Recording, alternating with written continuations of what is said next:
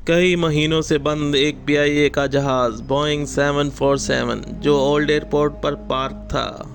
पूरा जहाज़ खाली था, लेकिन लास्ट की सीट में बैठी हुई एक औरत कौन थी? वेलकम टू अंधेरों का सफ़र। आगे बढ़ने से पहले हमारे चैनल अंधेरों के सफ़र को सब्सक्राइब कर दें और बेल आइकॉन को प्रेस कर दें। आज मैं ज़िंदगी की ऐसी सच्चाई बयान करने जा रहा हूँ जो मेरे अलावा कोई नहीं जानता। चले शुरू करते हैं। साल था 1999 और मैं 23 साल का नौजवान था। इन दिनों पाकिस्तान इंटरनेशनल एयरलाइन में इंजीनियरिंग डिपार्टमेंट में जॉब कर रहा था। लाओबाली की उम्र थी, जवानी का जोश था, शिफ्टों में ड्यूटी हुआ करती थी। सितंबर का महीना था, 14 तारीख थी और 1999 मंगल का दिन था। इस रात मेरी नाइट ड्यूटी थी। रात 11 बजे मेरी ड्यूटी स्टार्ट होती है। मैं ओल्ड एयरपोर्ट लाइन 1 में रिपोर्ट करता हूँ। ड्यूटी स्टार्ट हुई तो एक एयरबस 310 एयरक्राफ्ट था जिसके इंजन में हम 4 लोग काम कर रहे थे। आपस में हम 4 दोस्त काम भी करते रहे और साथ गपशप भी जारी थी। तकरीबन 2 बजे का वक्त हुआ, काम खत्म। हम 4 दोस्त ओल्ड एयरपोर्ट की कैंटीन चले गए। उस वक्त रात की ड्यूटी में 2 बजे का टाइम एक नाश्ते का टाइम मुकर्रर हुआ करता था।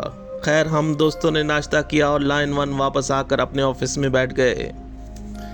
क्योंकि ये रात का वक्त था, रात के वक्त फ़्लाइट की आमदोरफ्त निस्बतन कम हुआ करती थी। कुछ देर आराम का मौका मिला तो मेरे शिफ्ट इंचार्ज ने मेरी ड्यूटी लगा दी कि वाइट बॉडी हैंगर से एक जहाज़ बोइंग 747 को, जिसका एपी नंबर BFV था, इस जहाज़ को टक के ज़रिए जिना एयरपोर्ट लेकर जाना है।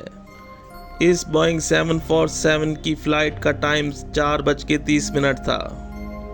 मैं एक ट्रक ड्राइवर और वाइट बॉडी हैंगर पहुंचे तो बोइंग 747 बहुत अरसे से ओल्ड एयरपोर्ट पर खड़ा था, जहां वो मुकम्मल तौर पर बंद था और मुझे जहाज़ में अगले व्हील के ज़रिए जहाज़ 747 के अंदर कॉकपिट में जाना था।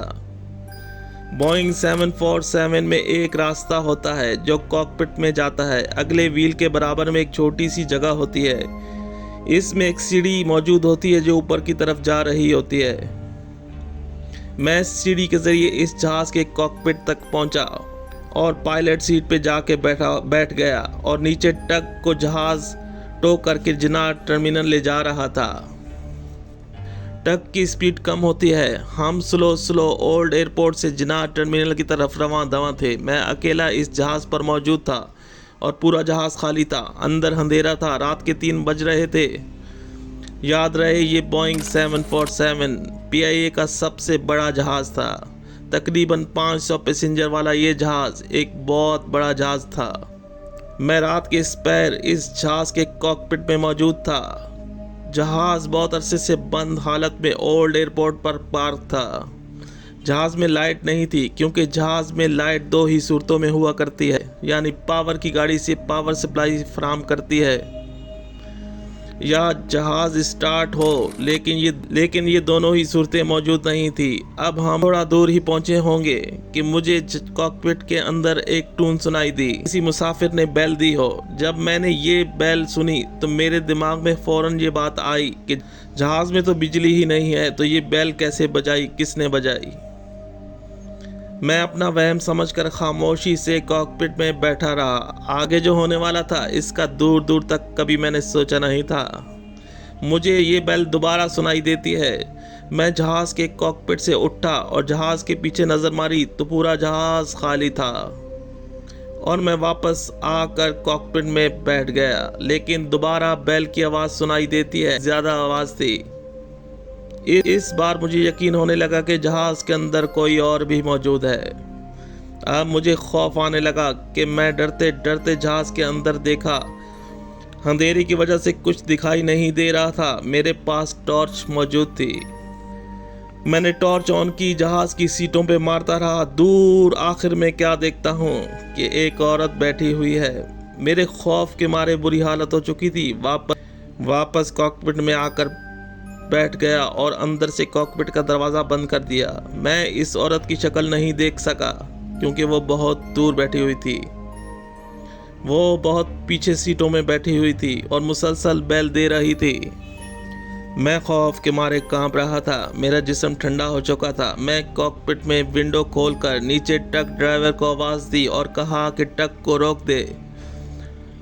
ड्राइवर ने ट्रक को रोक दिया और मैं उसी सीढ़ी के जरिए नीचे आ गया। ड्राइवर ने मेरी हालत देखी, मुझसे पूछा, क्या हुआ, तुम इतने घबराए हुए क्यों हो?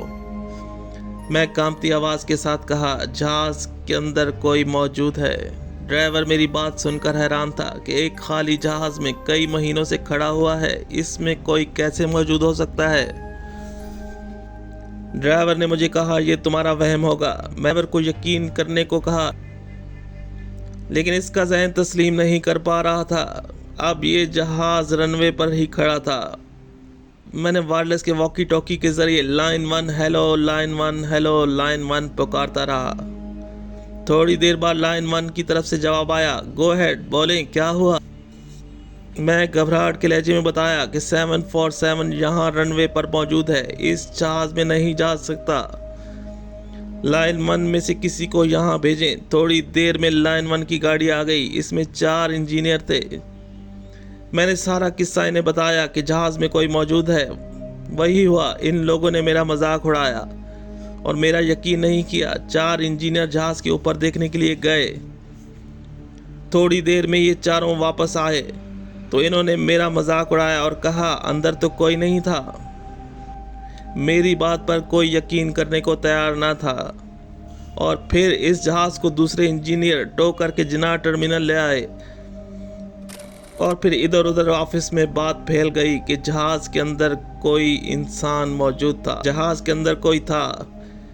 किसी एक इंसान ने भी यकीन ना किया, लेकिन सवाल मैं बरसों खुद से पूछता रहा कि उस रात वो कौन थी जो इस जहाज़ पे मौजूद थी। इस मंजर को मैं कभी नहीं भूला। कुछ अरसे बाद 2015 में PI 747 के बेड़े से रिटायर हो गया। अब PI के पास कोई 747 बाकी नहीं था। मैं इस पुरस्कार वाक़ये को कभी नहीं भूलूंगा। इस 747 की मिस्ट्री मुझे समझ नहीं आ सकी। वो रात मुझे हमेशा याद रहेगी। ये था 747 बोइंग और इसमें बैठा हुआ वो मिस्ट्री पैसेंजर।